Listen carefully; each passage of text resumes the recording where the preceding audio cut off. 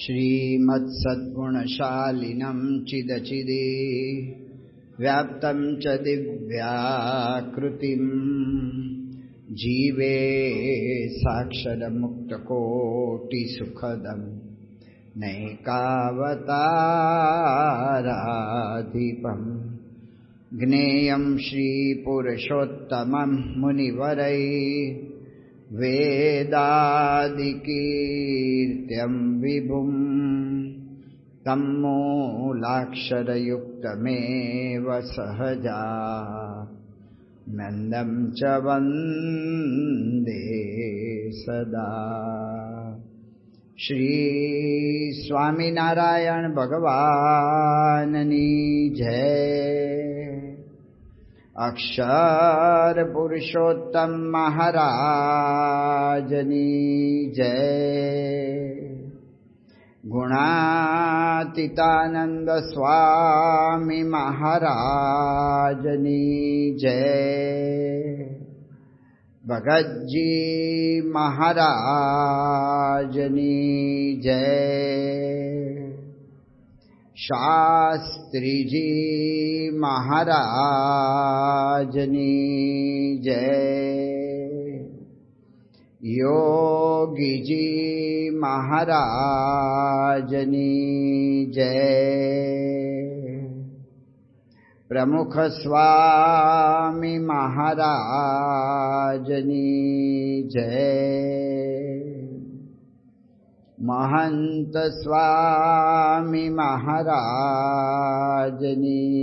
जय। सूरत अक्षरधाम महोत्सवनी जय। कार्यकर सुवर्ण महोत्सवनी जय। परिवार में पवित्रता एनो अर्थ पूज्य अक्षरनयन स्वामी आपने संभळाव्यो के पवित्र करवू छे परिवार, पण एनी अंदर आवा बधा दूषणों पेसी जाय छे तो एना माटे शुं करवू। तो स्वामीश्रीए आपने उपाय सूचव्यो छे, एक बीजाने समजवानी कोशिश करे। અત્યાર સુધી આપણે કથામાં સમજ્યા કે એક પોતાને સમજે તો ઘણા પ્રશ્નોનો ઉકેલ આવી જાય, એક બીજાને સમજે, કારણ કે બીજાને સમજવું અગત્યનું છે। ગઈકાલે આપણે જોયું કે આપણું મન પ્રી કન્ડિશન હોય છે, એટલે આપણે બીજાનો બરાબર સમજવા પ્રયત્ન કરીએ તો જ આપણને ખ્યાલ આવે। मॉडर्न साइकोलॉजी के छे के समझवा माटे सांभळवू पड़े, तो सांभळवानो प्रयत्न करवो पड़े, कारण के हामा ना होय छे नामा हा होय छे, एटला माटे सांभळवानुं। जे कंई आपणे ज्ञान पामीए छीए ए ज्ञान पामवामां काननो कहेता के श्रवणनो फाळो 70% होय छे, पण सांभळवानी कोई रीत आपणे हजी सुधी शीखवाडवामां आवती नथी। लेखन वगैरेनो फाळो तो 10 થી 20% ज होय छे, पण एना माटे आपणे एकड़ो गोटाव्या करे, एक अड़े एक अने 1 इंच जेटलो जाडो न थाय त्यां सुधी ओला शिक्षक आपणे गोटाव्या ज करे। पण सौथी वधु फाळो सांभळवामां श्रवणनो छे, एनी कोई रीत शीखवामां नथी आवती। एटले साइकोलॉजिस्टो आने 3 रीत शीखवाडे छे के कानथी सांभळવું। એટલે सांभळीए कानथी ज ने, पण के छे कानथी सांभळવું एटले के कानथी शब्दनो भाव सांभळવો। આપણે લગભગ શબ્દ સાંભળીએ છીએ, એ શબ્દનો શબ્દ પ્રમાણે જ કહેતા કે ડિક્શનરી પ્રમાણે શબ્દકોશ પ્રમાણેનો અર્થ કરીએ છીએ, પણ શબ્દનો ભાવ સાંભળવો પડે. અમારે કાઠિયાવાડમાં માં રાંધતી હોય, ચૂલાની અંદર રોટલા બોટલા કરતી હોય, તે સારા રોટલા કરવા હોય ને તો લાકડા અને છાણાનો ઉપયોગ કરવો પડે. તો ચૂલામાં બધા લાકડા ને છાણા ને બધું નાખ્યું હોય અને એની બધી જ્વાળા એની બધી બહાર આવતી હોય ઝાડ, ત્યારે એ વખતે માં રાંધતી હોય ને નાનું છોકરું ચૂલા પાસે આવે ને તો એની માં શું બોલે? આઘો મર. હવે જો ડિક્શનરી પ્રમાણે આનો અર્થ કરીએ છીએ, આઘો એટલે દૂર, મર એટલે મરી જા, દૂર જઈને મરી જા. તે ઓલો છોકરું કંઈક મને મારવો જ છે ને તો નજીક આવવા દો ને, હળગીશ તો વહેલો મરીશ. આ ચૂલાની ઝાડબાળ મને અડી જશે તો વહેલો મરીશ. પણ આઘો મર એટલે શું કહેવા માંગે છે કે દૂર જઈને વધુ જીવ. તું નજીક આવીશ ને તું મરી જઈશ, તું દાજીશ. દૂર જા, દૂર જઈને વધુ જીવીશ, તું શાંતિથી જીવીશ. મર શબ્દનો અર્થ જીવ થાય એવી કોઈ ડિક્શનરી કહેશે નહીં. 180 ડિગ્રી અર્થ ફરી ગયો. મર શબ્દનો અર્થ જીવ. એટલા માટે કહે છે કે શબ્દને ના સાંભળો, શબ્દના ભાવને સાંભળવો પડે. શબ્દના ભાવને કે આ શું કહેવા માગે છે. અમે સારંગપુરમાં પહેલા અમારો સંત આશ્રમ હતો, નાનો હતો. તે એક રૂમમાં અમે 4 સંતો બધા ભેગા બેસીને બધું કામકાજ કરીએ, સૂઈ જઈએ, એ બધું એમાં 10 બાય 12ની રૂમ. હું હોઉં, અક્ષરચરણ સ્વામી હોય, સંતપ્રિય સ્વામી તમારે નડિયાદના કોઠારી થઈ ગયા, ધામમાં જતા રહ્યા, તો સંતપ્રિય સ્વામી હોય, શ્રીજી પ્રકાશ સ્વામી, અમે 4 વ્યક્તિ હોય અને રૂમમાં અમે લોકો ત્યાં આ બધું કરતા હોઈએ કામકાજ. હવે કોક વાર એવું થાય કે કોક એકલાય હોય તો હું એકલો બેઠો હોઉં, વાંચતો લખતો હોઉં. અને 10 બાય 12ની અમારી ઓરડી, એમાં પાર્ટીશન નહીં, પડદો નહીં, કશું જ નહીં. બધા આમ 4 ખૂણામાં એક જણ ગોઠવાઈ ગયેલા. તે આપણે એકલા લખતા હોઈએ અંદર, કોક આવીને બારણું ખોલે ને પૂછે કે શ્રીજી પ્રકાશ સ્વામી છે? અલ્યા આ 10 બાય 12નું સ્ક્વેર ફીટ છે, એમાં પાર્ટીશન નથી, પડદો નથી, તને શ્રીજી પ્રકાશ અહીંયા દેખાય છે? શ્રીજી પ્રકાશ સ્વામી શું અદ્રશ્ય થવાની શક્તિ ધરાવે છે? તું મને પૂછસ કે શ્રીજી પ્રકાશ સ્વામી છે? પણ એનો પૂછવાનો હેતુ શું છે? શબ્દાર્થ એવો છે કે છે એવું, પણ એ એમ કે છે કે તમને હું ડિસ્ટર્બ કરવા નથી આવ્યો, હું તો શ્રીજી પ્રકાશ સ્વામીને શોધવા આવ્યો છું. શબ્દને નહીં, શબ્દના ભાવને સાંભળવો પડે. સંત સ્વામી વાત કરતા, 2 ભાઈઓ ઝઘડે, તે એકબીજાને બૂમ પાડે, ઓળખસ? તે હું એને ઓળખતો નહીં હોય કે એનું નામ શું છે, એના બાપનું નામ શું છે, એની અટક શું છે, એ ક્યાં રહે છે, ઓળખતો ન હોય. પણ ઓળખે જ એટલે એ શું કહેવા માંગે છે કે મારી શક્તિને જાણે છે ને, તને દબાવીને મારીને ઊંધો પાડી દઈશ. તો શબ્દને ના પકડવા, શબ્દના ભાવને પકડો. જે કોઈ બધા સંશોધકો છે એ લોકો એમ કહે છે કે પતિ પત્નીના જે ઝઘડા થાય છે એ ઝઘડામાં વધારે કારણ આ છે કે શબ્દને પકડવામાં આવે છે, શબ્દનો ભાવ નથી પકડતા. તમે મને આમ કહ્યું તું, પણ ભાઈ મારો કહેવાનો ભાવ આ નહોતો, ના, તમે આ શબ્દ બોલ્યા હતા, આ જ ભાવ થાય એનો. આ જ પ્રશ્ન છે. તો શબ્દનો ભાવ સાંભળો. કાનથી સાંભળવું એટલે શબ્દ સાંભળવો, પણ શબ્દનો ભાવ સાંભળવો. બીજી વાત કરે છે કે આંખથી સાંભળવું. એટલે આંખથી કેમનું સંભળાય? તો કે છે કે આંખથી જે તે વ્યક્તિનું વર્તન સાંભળવું. આપણે અહીંયા બધા ભેગા થઈએ છીએ અને 2-5 બધા મિત્રો ભેગા થતા હોય રોજ, એમાં આપણે વખાણ કરીએ. અમારા ઘરમાં જે ભજીયા થાય ને સર્વોપરી થાય. તમે ક્યારેય આવા ખાધા નહીં હોય. ગમે એવી આ મોટી હોટલો ને પણ અમારા ઘરના ભજીયા એટલે અમારા ઘરના. એવી બધી આમ બહુ આપણે ફાંકા મારીએ અને ખબર નહીં બધાને ઈચ્છા છે કે હાલ ભલે 11 વાગે આ સભા મોડી છોડે છે પણ અત્યારે જ જઈએ તાર ઘેર અને આપણે ભજીયા ખાવા છે. અને આપણે આપણા વખાણ, હા આવો આવો તમે જુઓ કેવા ભજીયા, ને આમ તમને વખાણમાં ભૂલી જઈએ. ઘરે ફોન કરીને કહેવાનું કે અમે ભાઈ 5-7 જણા આવીએ છીએ, બધાને ભજીયા ખાવાના છે, તૈયારી રાખજો. એ કહેવાનું ભૂલી જઈએ. ઘરે જઈએ અને જોઈએ કે બહાર જવાની બધી જ તૈયારી થઈ ગઈ હોય, ખાલી ચપ્પલ પહેરવાના બાકી હોય.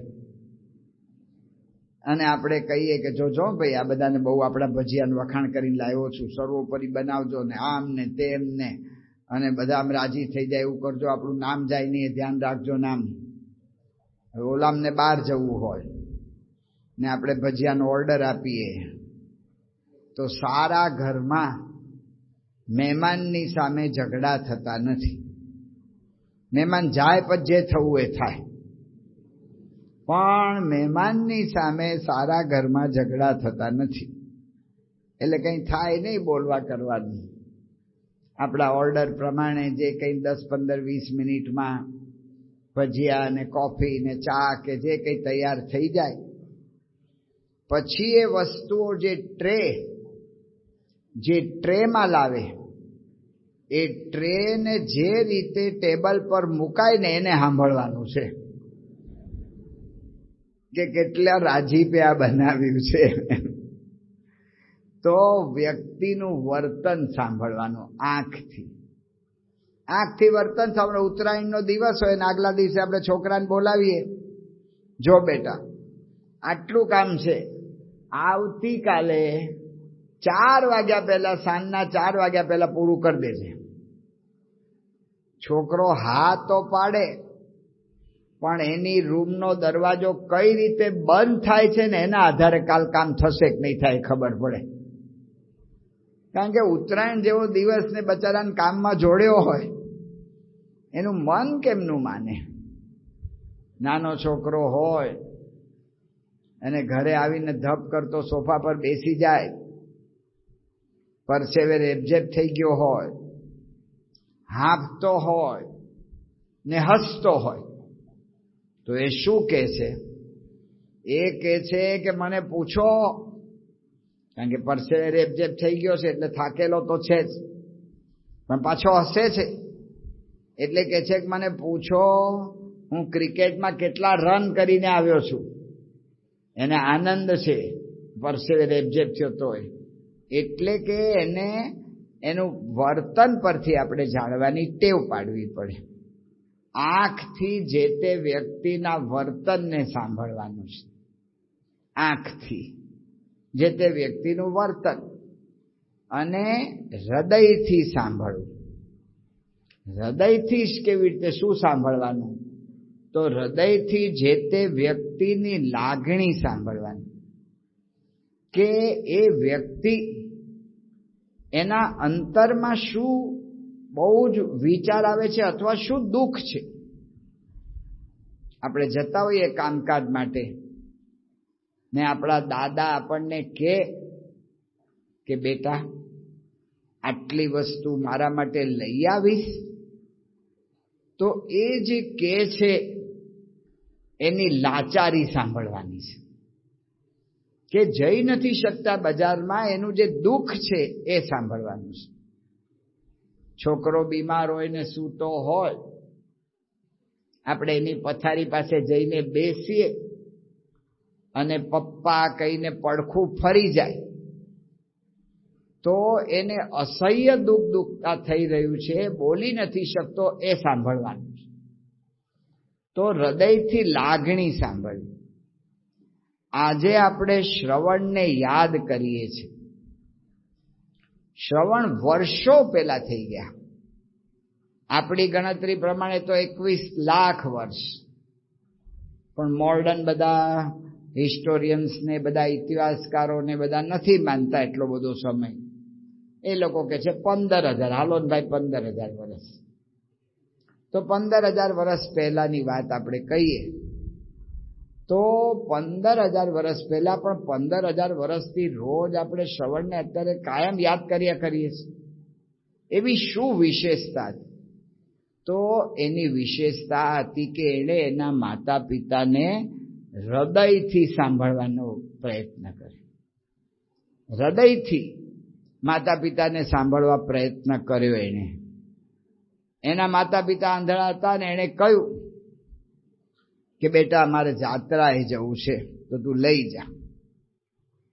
જો આવું આંધળા મા બાપ મને કહે ને તો હું પહેલી વાત એને કરું, તો અમને જાત્રામાં લઈ જઈએ કે ઘરમાં રાખીએ, તમને શું ફેર પડવાનો છે? તમને કાંઈ દર્શન થવાના છે? કૈલાસ પર્વત લઈ જાઉં તો હિમાલય દેખાવાનો છે? કન્યાકુમારી લઈ જાઉં તો તમને દરિયાને કંઈ દર્શન થવાના? મૂકો ને માથાકૂટ. તમે હેરાન થાવ ને અમને હેરાન કરવા માંગો છો. કાંઈ જાત્રા કરવાની તમારી જરૂર જ નથી. તમને કંઈ દેખાતું જ નથી, અંધારું જ દેખાવાનું છે. તો માથાકૂટ મૂકી દો. આ જે વિચાર છે સાચો, પણ બુદ્ધિમાંથી આવેલો, તર્કમાંથી આવેલો વિચાર છે, હૃદયમાંથી નથી. માતા પિતા કહે કે પણ અમારે તો ગોદાવરીના ને ગંગાના ને નર્મદાના ને યમુનાના ને બધા જળથી નાહવું છે, એટલે અમારે તીર્થયાત્રા કરવી છે. તમારે ગંગાના જળથી નાહવું જ છે ને, તો નાની નાની લોટીઓ મળે છે, ગંગા જળ યમુના જળ, એ ઘરે લઈ આવીશ. તમે નાવા ના હો ત્યારે તમારી ડોલમાં પાણી નાખી દઈશ, એટલે બધું ગંગાનું થઈ જાય. નહીં લેજો અહીંયા. ખોટું હેરાન કરવાની વાત ના કરો. આ જે વિચારો થાય છે બુદ્ધિથી થાય છે, તર્કથી થાય છે.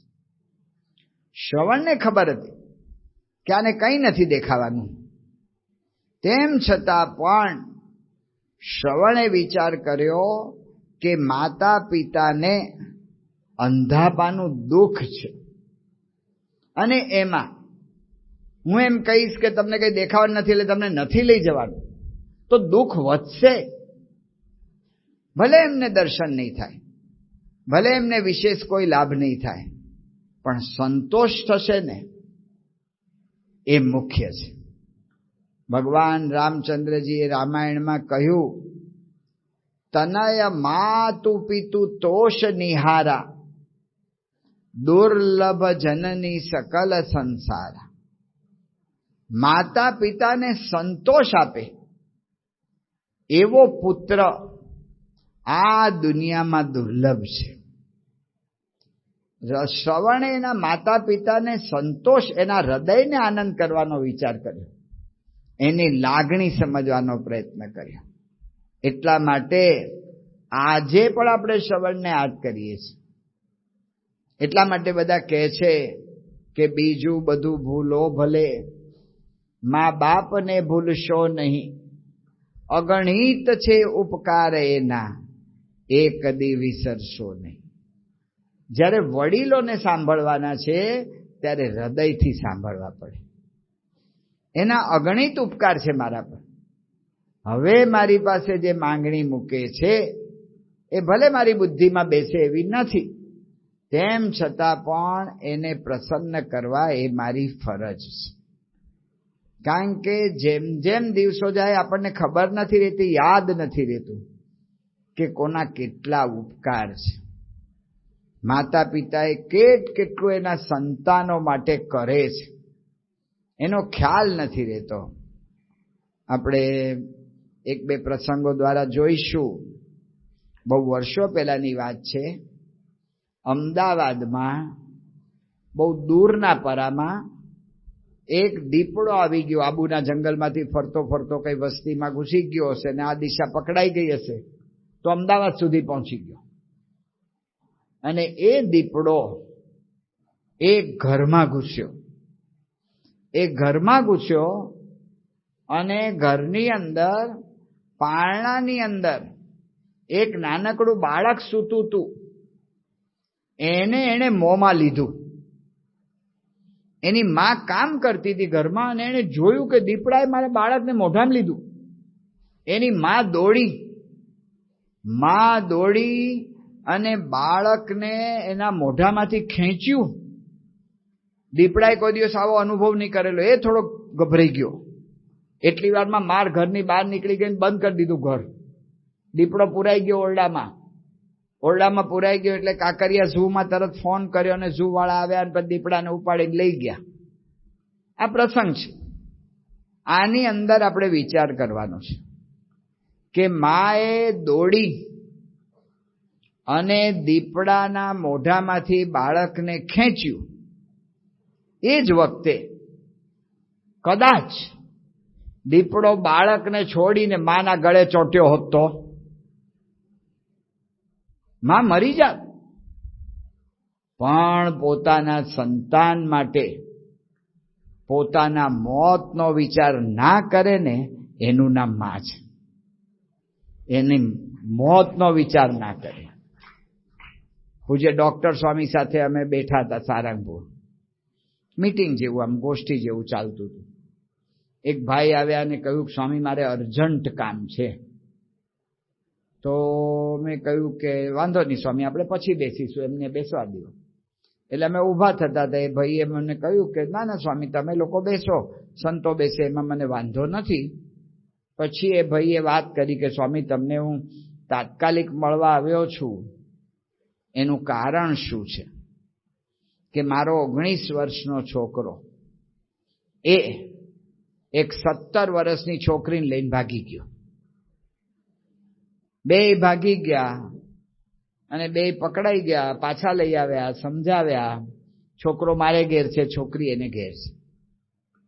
પણ હવે પ્રશ્ન જે થયો છે એમાં આપની સહાયની મારે જરૂર છે. એટલે હું કહેવા આવ્યો છું કે એ છોકરીનો બાપ એ મારા છોકરા ઉપર બળાત્કારનો કેસ મૂકવા તૈયાર થયો છે. જો બળાત્કારનો કેસ છોકરા પર મૂકશે તો આ છોકરાની ઉંમર અત્યારે 19 વર્ષ છે, સીધી એને જેલ થશે. એમાં 7 વર્ષે થાય, 10 થાય, 15 થાય. આ છોકરાનું જીવન ખલાસ થઈ જશે. એટલે હું તમને વિનંતી કરવા આવ્યો છું કે જે ભાઈ આ કેસ મૂકવા માંગે છે એ ભાઈને આપના પ્રત્યે બહુ ભાવ છે એવી મને ખબર પડી છે.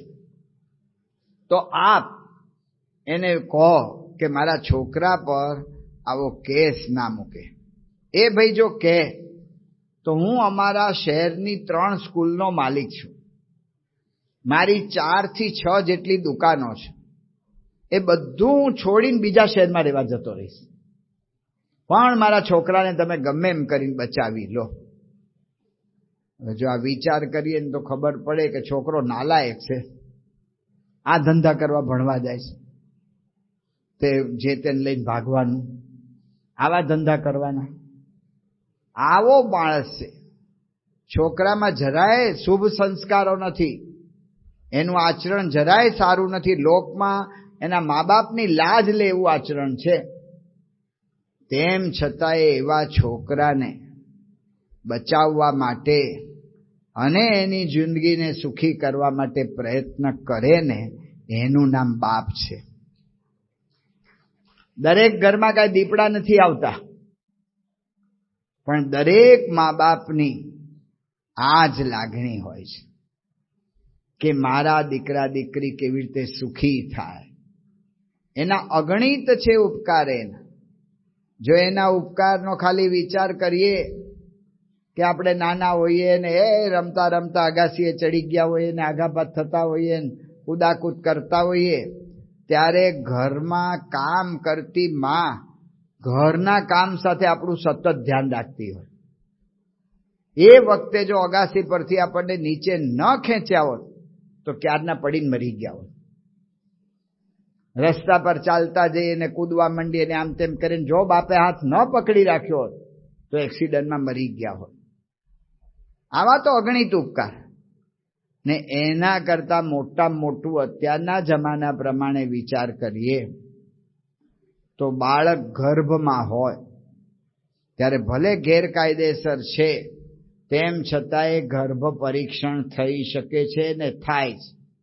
હવે આધુનિક સાધનો આવી ગયા છે ને એ વખતે માતા પિતાએ નિર્ણય લઈ લીધો હોય કે આ ગર્ભને આપણે રહેવા દેવો નથી, અને જો ગર્ભપાત થઈ ગયો હોત તો અત્યારે આપણું અસ્તિત્વ જ ના હોય. અગણિત છે ઉપકાર એના, એ કદી વિસરશો નહીં. એટલા માટે એના ઉપકાર ક્યારેય ભૂલવા ના જોઈએ. જ્યારે શ્રી કૃષ્ણ ભગવાન કંસના મંચની અંદર આવ્યા અને મલ્લો બધા મોકલ્યા કંસે, ચાણૂર ને મુષ્ટિક ને એવા બધા, અને એવા મલ્લો નાનકડા શ્રી કૃષ્ણ ભગવાનની ઉંમર 11 થી 12 વર્ષની, એવા નાના બાળકને આ બધા પહેલવાનો ખરેખરા એ મારી જ નાખે. પણ ભગવાનની અનંત શક્તિ, તો ભગવાને બેયનો મોક્ષ કર્યો.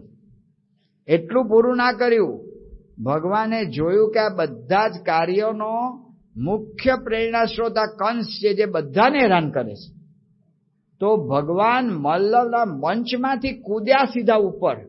એ તો સ્ટેડિયમમાં ઉપર બેઠો હશે, તો ત્યાં ભગવાન કૂદ્યા અને ત્યાંથી કંસને પકડીને હેઠો નાખ્યો સ્ટેડિયમના ઓલા રમતના મેદાનમાં. અને ત્યાં નાખીને કંસની ઉપર ભગવાને જે પ્રહારો કર્યા, કંસના રામ રમી ગયા, કહેતા કે મરી ગયો કંસ. એ વખતે બધા યાદવો રાજી થઈ ગયા, ત્રાસમાંથી મુક્તિ. અને બધા એ વખતે જયનાદો કૃષ્ણ ભગવાનની બોલાવવા માંડ્યા. કેટલું મોટું આ પરાક્રમ વાળું કામ હતું ને લોકોને પ્રિય કામ હતું ને લોકોનો કેટલો સત્કાર મળતો હતો. એ વખતે ભગવાન શ્રી કૃષ્ણ એ ત્યાં ઊભા ના રહ્યા. એમનો સત્કાર ઝીલવા માટે કે જયનો પ્રતિભાવ આપવા માટે ભગવાન ઊભા જ ના રહ્યા. ભગવાન દોડ્યા. કંસે વસુદેવ અને દેવકીને પણ અહીંયા મંચ ઉપર આ મલ્લ યુદ્ધ જોવા બોલાવ્યા હતા. કંસને ઈચ્છા હતી કે એનો બાળક કેવી રીતે મરી જાય છે ને આ જુએ બે જણા, એટલે બોલાવ્યા હતા. ભગવાન સીધા દોડ્યા ને વસુદેવ દેવકીની આગળ પહોંચી ગયા. બેયના હાથમાં બેડી હતી. ભગવાને ચરણ સ્પર્શ કર્યો, વંદન કર્યા, નમન કર્યું અને ભગવાને કહ્યું કે હે પિતાજી, હે માતા, અમને માફ કરો. કારણ કે અમે નાના હતા એટલે તમારી સેવામાં અમે આવી નહોતા શક્યા ને તમને જેલમાંથી છોડાવી ન શક્યા. પણ તમારો જે ઉપકાર અમારા પર છે એની વાત ભગવાને કરી કે માતા પિતાનું ઋણ 100 વર્ષે પણ વાળી શકાતું નથી. આ માતા પિતાનો ભોગ છે. નાનકડા બાળકો પ્રત્યે આપણે જોઈએ છીએ, BSSના બાળકોને દેખાડવામાં આવતું હતું પેન્ગ્વિનની વાત. પેન્ગ્વિનનું બચ્ચું નાનું બરફમાં જન્મ્યું હોય, બરફની સખત વર્ષા થતી હોય અને પેન્ગ્વિનને આગળ વધવાનું હોય, કારણ કે એ લોકો એ વખતે સિઝન વખતે આખું દેશ બદલે. પેન્ગ્વિનની આગળ ઉડવાની શક્તિ નથી એટલી બધી, એ ચાલતું ચાલતું જ જાય છે. તો પેન્ગ્વિન આમ ઊભું ઊભું ચાલતું એવું દેખાય આપણને. તો એના 2 પગ વચ્ચે એનું બાળક રાખે અને 2 પગ વચ્ચે બાળક રાખી અને એને સાચવતા સાચવતા જાય. કેટલો ત્રાસ થાય. એ ત્રાસનો વિચાર ના કરે ને એ માતા પિતા છે. અગણિત છે ઉપકાર એના, એ કદી વિસરશો નહીં. એટલા માટે મહારાજે શિક્ષાપત્રીમાં લખ્યું, યાવત જીવમ ચ શુશ્રુષા, 139મો શ્લોક, યાવત જીવમ ચ શુશ્રુષા કાર્યા માતુ પિતુઃ ગુરો. મહારાજે આખા શિક્ષાપત્રીમાં વારંવાર એક શબ્દ વાપર્યો છે, યથાશક્તિ, યથા યોગ્યમ, યથા ધનમ, યથા યથા યથા. માતા પિતામાં એમ ના કહ્યું કે યથા યોગ્યમ, તમને યોગ્ય લાગે કરજો, ના લાગે ના કરતા. ત્યાં મહારાજે કહ્યું કે યાવત જીવમ, માતા પિતા અને ગુરુની સેવા જીવન પર્યંત કરવી જોઈએ. યાવત જીવમ, ત્યાં બાંધછોડ નથી કરી. અને શબ્દ વાપર્યો શુશ્રૂષા. આપણે સાંભળવાની વાત કરી રહ્યા છીએ. કાનથી શબ્દનો ભાવ સાંભળવો, આંખથી વ્યક્તિનું વર્તન સાંભળવું, હૃદયથી વ્યક્તિની લાગણી સાંભળવી. તો મહારાજે શબ્દ વાપર્યો છે શુશ્રૂષા. શુશ્રૂષા શબ્દ સંસ્કૃતની રીતે જોઈએ તો શ્રુ ધાતુમાંથી પડે છે. શ્રુનું રૂપ ચાલે શૃણોતી, સાંભળું છું, અરે સાંભળે છે, એવી રીતે ચાલે. તો જેમ જિજ્ઞાસા શબ્દ છે એ જ્ઞા ધાતુમાંથી પડે છે. જ્ઞાતુમ ઈચ્છા ઇતિ જિજ્ઞાસા, જાણવાની ઈચ્છા એ જિજ્ઞાસા. પીપાસા એ પા ધાતુમાંથી બને છે. પાતુમ ઈચ્છા ઇતિ પીપાસા, પીવાની ઈચ્છા એનું નામ પીપાસા. એવી રીતે આ જે શબ્દ છે શુશ્રૂષા એ શ્રુ ધાતુમાંથી પડ્યો છે.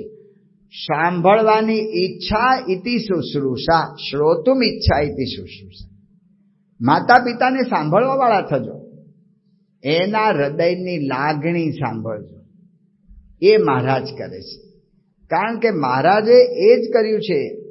ભક્ત ચિંતામણીમાં લખ્યું નિષ્કુળાનંદ સ્વામીએ ધર્મપિતાનો અંતકાળ, અને ધર્મપિતા આરામ કરતા હતા, રાતનો સમય છે, અને ત્યારે લખે છે સર્વે સંબંધી રહ્યા છે સૂઈ, હરિ વિના બેઠું નથી કોઈ. મહારાજ બેસી રહ્યા, એક જાગે પોતે મહારાજ. ધર્મદેવની સેવામાં મહારાજ લાગી રહ્યા છે. પૂર્ણ પુરુષોત્તમ નારાયણ આપણને શીખવાડે છે, શ્રી કૃષ્ણ ભગવાન શીખવાડે છે, રામચંદ્ર ભગવાન શીખવાડે છે કે માતા પિતાની સેવા કરવાનું ભૂલતા નહીં. એટલા માટે મહારાજ શબ્દ વાપરે છે શુશ્રૂષા. શુશ્રૂષા શબ્દનો વિવેચકોએ, જે શિક્ષાપત્રીના વિવેચકોએ 3 અર્થ કર્યા છે કે શુશ્રૂષાનો અર્થ શું થાય. તો 3 અર્થ કર્યા. એમાં પહેલો અર્થ કર્યો છે કે એને યોગ્ય સગવડ આપવી. અવસ્થા થઈ જાય માણસ એટલે નાની મોટી સગવડની જરૂર પડે. અમારે કાઠિયાવાડમાં ઘરડા થઈ જાય એ ભાભા કહેવાય. તો એ ભાભા બચારા પૂછ્યા જ કરતા હોય પોસું પોસું છે, એટલે કે હવે દાંત નથી રહ્યા તો કાંઈ પોચું ખાવાનું છે. એને સગવડની જરૂર પડે છે, તો એને યોગ્ય સગવડ આપવી. બીજી વાત કરે છે કે અવસ્થાની આ જરૂરિયાત છે, એને સન્માન આપવું. દરેક અવસ્થામાં આપણી અંદરની લાગણીઓ બદલાય છે. બાળક અવસ્થા હોય ત્યારે જિજ્ઞાસા પ્રધાન હોય.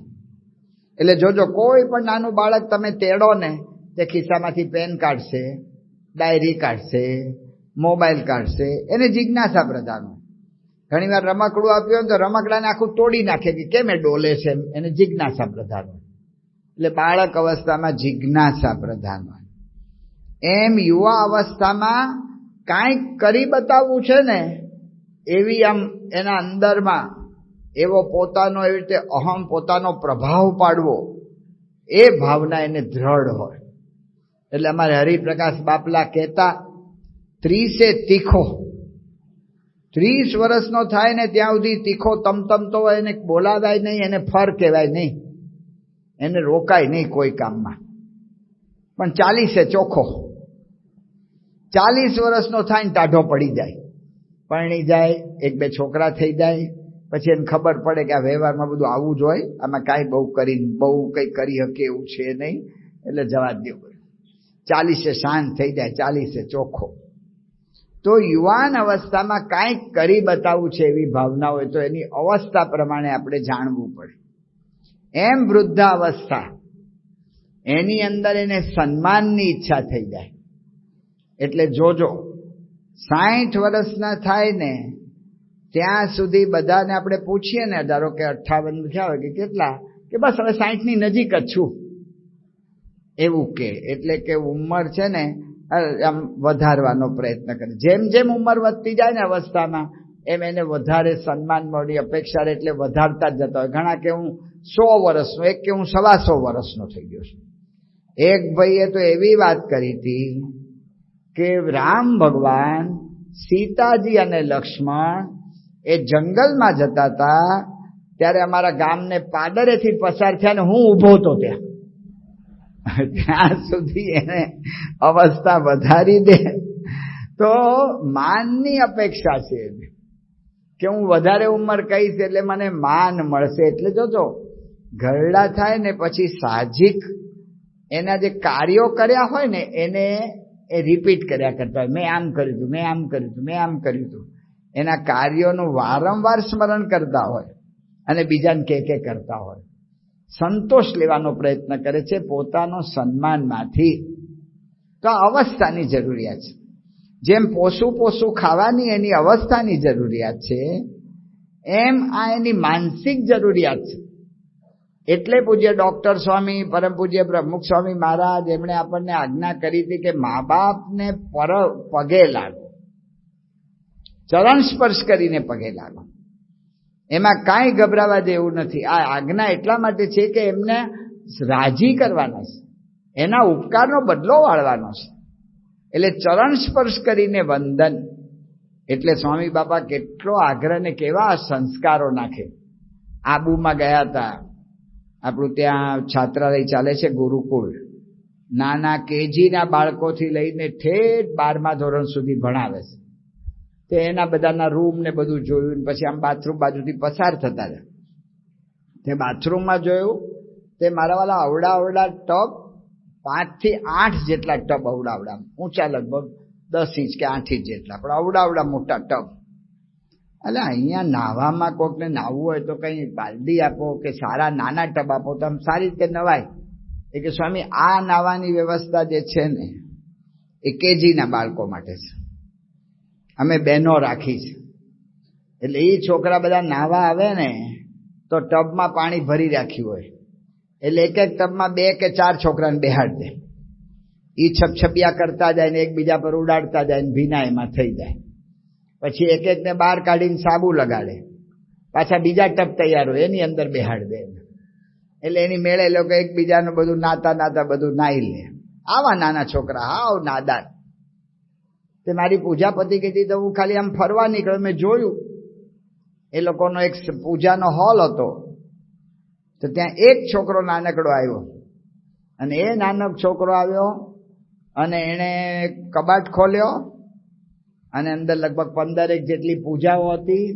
બધી એક પૂજા લઈ ને આમ બરાબર આમ ડિસ્ટન્સ સાથે બધી ગોઠવી દીધી. એણે હજી તો ગોઠવવાનું પૂરું કર્યું ત્યાં બીજા બધા નાના ટાબરી આવી ગયા તૈયાર થઈને, બધા ગોઠવાઈ ગયા પૂજા આગળ. બધાએ પૂજા ખોલી, પથરણા પાથર્યા, મૂર્તિ પાથરી, આહ્વાન કર્યું, ઊભા રહીને નીલકંઠવર્ણીની જેમ માળા કરી, ગબડે બબડે બધું અંદર હાલે, પણ એવી રીતે માળા કરી, પ્રદક્ષિણા કરી, દંડવત કર્યા. વાંચતા તો આવડે નહીં તો એ શિક્ષાપત્રી લઈને આમ બેઠા. પાછું એ બધું પૂરું કર્યું, આખી પૂજા વાળી લીધી.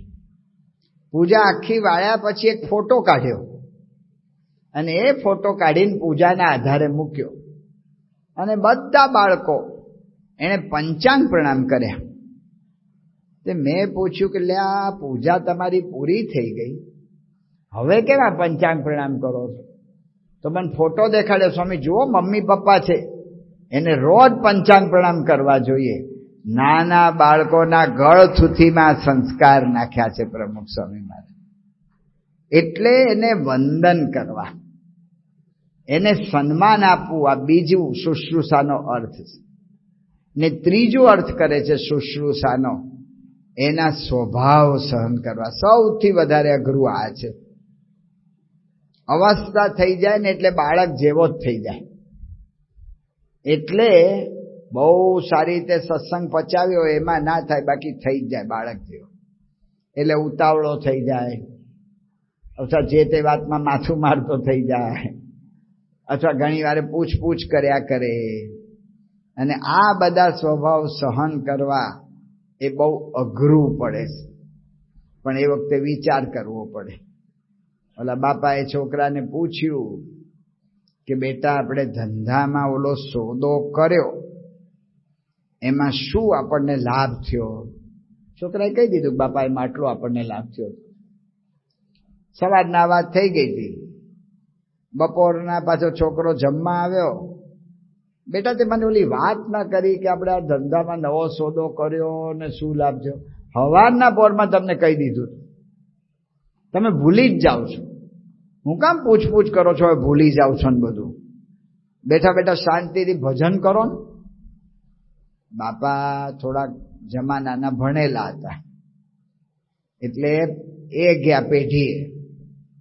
એના મહેતાજી મુનિ એના એ જ હતા કે ઓલો જૂનો ચોપડો લાવો, હિસાબ હું લખતો હતો એ જૂનો ચોપડો લાવ્યા, ચોપડાના પાના ખોલ્યા અને બાપા એના છોકરા પાસે ગયા કે જો તો બેટા શું લખ્યું છે? તો છોકરાએ વાંચ્યું, બેટા કાગડો. પછી શું લખ્યું છે? બેટા કાગડો. પછી શું લખ્યું છે? બેટા કાગડો. તો ભાઈ જોયું મેં કે તમે ઘણી બધી વખત બેટા કાગડો લખ્યું છે. કે ઘણી બધી વખત નહીં, મેં ગણેલું છે કે આ 100 વખત લખ્યું છે. એ શું છે કે તું જ્યારે નાનો હતો મારા ખોળામાં આ જગ્યાએ બેઠો હતો અને તે મને પૂછ્યું કે બાપા આ શું છે? ઓલો કાગડો બેઠો હતો ઝાડ પર, તો મેં એને કહ્યું બેટા કાગડો. એમ મેં તને જેટલી વખત કહ્યું ને એ મેં આ લખ્યું છે. આટલી વખત મેં તારું બેટા કાગડો તને સમજાવ્યો છે ને તને 2 વાર પૂછ્યું એમાં તારું મગજ ચડી જાય છે? અગણિત છે ઉપકાર એના. એનો સ્વભાવ સહન કરવો પડે. અવસ્થા છે, સ્વભાવ એનો ઓલો થઈ જ જાય ને આપણને કંટાળો આવી જાય. વાત સાચી છે, આપણી બુદ્ધિ કંટાળી જાય કે ક્યાં સુધી આ કરવું. એના કરતાં મૂકી આવી વૃદ્ધાશ્રમમાં, ઘરડા ઘરમાં, અથવા એના કરતાં આપણે જુદા થઈ જઈએ. તો એટલા માટે એમાં આપણો બહુ મોટો જિંદગીનો શાંતિનો લાભ જાય છે. આ લાભ એ કે લૌકિક નથી થવાના, પણ એની અંતઃકરણની અંદર જે શાંતિ હોય, એનાથી જે સંતોષ થતો હોય, એ લાભ ગુમાવી દેવાય છે. એટલા માટે આપણે એના સ્વભાવ સહન કરવો પડે. જે મારા જેવાને કંટાળો આવતો એને દરરોજ પ્રથમનું 10મું વચનામૃત વાંચવું, સેવકરામની સેવાનું. શ્રીજી મહારાજને સેવકરામ મળે છે પરબ્રહ્મ પુરુષોત્તમ રસ્તા પર. નથી મહારાજની સાથે સંઘમાં ભેગો રહ્યો એવું છે, એવું એ નથી થયું. મહારાજની સાથે સંઘમાં ભેગો એ નથી રહ્યો, અથવા તો મહારાજને કઈ મદદ કરી એવું એ નથી. રસ્તા પર પડેલો માણસ રડે છે. સાધુ થઈને રડાય? પણ સાધુ થયો છે ને મારવાલો રડે છે. એટલે કે હાવ આમ કાયર જેવો માણસ, ઇન્દ્રિયોને વશ માણસ, તો રડે છે. મહારાજે જોયું કે એને લોહીખંડ પેટ બેસણું થઈ ગયું છે, કહેતા કે મરડો થઈ ગયો છે. તો રસ્તે પડેલા માણસને મહારાજ મદદ કરવા જાય છે. આપણે વાત કરીએ છીએ સ્વભાવને સહન કરો. પહેલી વખત કોઈ પણ મરડાવાળો મળે એટલે તરત આપણને ખ્યાલ આવી જાય કે એનો સ્વભાવ શું છે. કે એને હારી પેટે ખાધું હોય ને તો જ મરડો થાય. ઘણા એમ કહે છે કે ના મેં કંઈ ખાધું જ નહોતું, મને કેમ ઝાડા થઈ ગયા ખબર નથી. એ વાત જ ખોટી. કંઈ ખાધું ન હોય તો ઝાડા થાય જ નહીં પૈસા, કંઈક તો હોય જ. તો આટલો સ્વાદીઓ છે એ સ્વભાવની પહેલો જ પરિચય થઈ ગયો. અને પાછો મહારાજને કહે છે કે મારી 1000 સોના મોર સાચવજો. સ્વાદીઓ છે ને સાધુ થઈને ધન રાગે છે, લોભીઓ છે. પહેલા જ પરિચય થઈ ગયો એનો સ્વભાવ. તો પણ મહારાજ એની સેવા કરે છે. કેવી સેવા! મહારાજ કે અમે એના માટે 1 હાથ ઊંચી કેળની પથારી કરી, કારણ કે ગાદલા ક્યાંથી લાવવા. તો બાજુમાં કેળનું જંગલ હતું. કેળના પાંદડા તોડીને મોટા કરીને ઊંચા કરીને 1 હાથ પચારી કરીને, આને તો અતિસાર મરડો થઈ ગયો છે. મરડામાં તો ગમે ત્યારે ઝાડે જવાનું થાય ને ગમે ત્યારે પિચકારી છૂટે. હાલે ચાલે એવો તો રહ્યો નથી. તો એને પાછો ઊભો કરવાનો, એટલા પાંદડા કાઢવાના, નવા પાંદડા સેટ કરવાના, એને નવરાવાનો, સાફ કરવાનું, આ કેટલું ચીતરી ચડે એવું કામ છે. પણ એનો સ્વભાવ જોયા પછી મહારાજ આ સેવા કરે છે. એના સ્વભાવને તો જાણતા જ હતા. એનો સ્વભાવ કેવો હતો તો મહારાજે લખ્યું કે અમને માટે અમને પૈસા આપે, એનાથી અમે વસ્તીમાંથી લોટ, ઘી વગેરે લઈ આવીએ ને એના માટે રસોઈ બનાવી, ખાઈ જાય મારો હાલો. કોઈ દાડો કહે નહીં કે તમે તમારી રસોઈ બનાવી, પૂછે નહીં. મહારાજ કે અમને ઘણી વખત ખાવા માટે અમે વસ્તીમાં ભિક્ષા માંગવા જઈએ અને એમાંથી જે મળે એ ખાઈએ. અને એ વખતે કે છે કે મહારાજ કે ઘણી વખત નહોતું મળતું તો અમે ઉપવાસ પણ કરતા. આટલો એનો સ્વાર્થી સ્વભાવ છે. પોતાના સિવાય બીજો વિચાર જ નથી કોઈ. લોભીઓ છે, સ્વાદીઓ છે, ડરપોક છે, બધું જ છે. અને એની અંદર પાછો આટલો સ્વાર્થી આપણું જરાય ના રાખતો હોય તો થાય મુખ પડતો મારા વાલા. પણ એવા વ્યક્તિને મહારાજે કેટલો તૈયાર કર્યો, કેટલો સાજો કર્યો કે એ 1 અને 2 શેર ઘી પચાવે, એટલે કે 1 કિલો ઘી માંથી જે મિષ્ટાન થાય એટલું પચાવી શકે એટલો ખાતો થઈ ગયો. આટલું બધું મહારાજે એની સેવા કરી. હાવ જાડા થઈ ગયા હતા એમાંથી આટલું. 1 કિલો ઘીમાંથી કેટલું મિષ્ટાન થાય? અમારે ઠાકોરજીના 6 થાળ હોય ને, 6 થાળમાં એક થાળમાં 5 લાડુ મૂકીએ ને તો 1 કિલો ઘીમાં થઈ જાય. આ તો ભંડારીઓનો હિસાબ કરું છું, કદાચ મારી ભૂલ થતી હોય, પણ એ લોકોએ આવો હિસાબ કાઢેલો છે. 1 કિલો 30 લાડવા જ આપતી જાય મારવાલો. આટલો તૈયાર કર્યો. સ્વભાવને સામે જોયું જ નહીં, પ્રકૃતિ સામે જોયું જ નહીં. પ્રમુખ સ્વામી મહારાજે આખી જિંદગી શું કર્યું? ક્યારેય કોઈના સ્વભાવ સામું કઈ જોયું જ નહીં. સર્વમંગલ સ્વામીને બોચાસણમાં કહ્યું હતું કે સ્વામી અમારી ભૂલ સામું જોતા નહીં. સ્વામી કે નથી જોતા એટલે તો હારે રહેવાય છે. ક્યારેય એમણે જોયું નથી. હું એમનો શિષ્ય છું તો હું થોડું ઘણું મારા ઘર માટે તો કરું. ઘર માટે તો થોડું ઘણું કરું. એક આપણા નિર્દેશક, એના પિતાશ્રી સત્સંગમાં પાક્કા હતા અને બધું સારું હતું, પણ જે મંદિર હતું નાનું હરી મંદિર હતું, પણ ત્યાં કંઈક ઓલા જે મંદિરમાં સંચાલકો હોય એની હારે એને જે કંઈક પ્રશ્ન થયો એમાં મંદિરમાં આવતા બંધ થઈ ગયા. બંધ થઈ ગયા એને તો વાંધો નહીં, પણ શિવજીના મંદિરમાં જાય પાછા. ત્યાં જાય ને શિવ પુરાણની કથા કરે. પેલા અહીંયા વતનામ્રતની કરતા હતા પણ બંધ કરાયું તો ત્યાં જઈને શિવ પુરાણની કરે. શિવ પુરાણની કથામાં પાછા પ્રસંગો યોગી મહારાજને પ્રમુખ સ્વામી મહારાજના કે.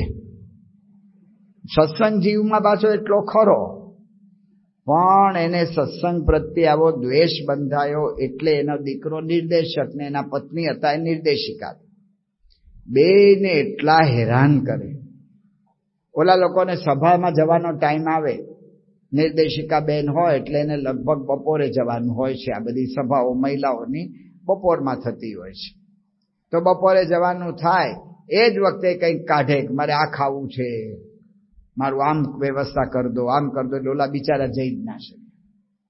રાતના એનો દીકરો જતો હોય એ વખતે મારે પગ દબાવી આપ કે મારું આમ કર ને મને તેમ કર ને, એટલે ઓલા બિચારા જઈ ના શકે.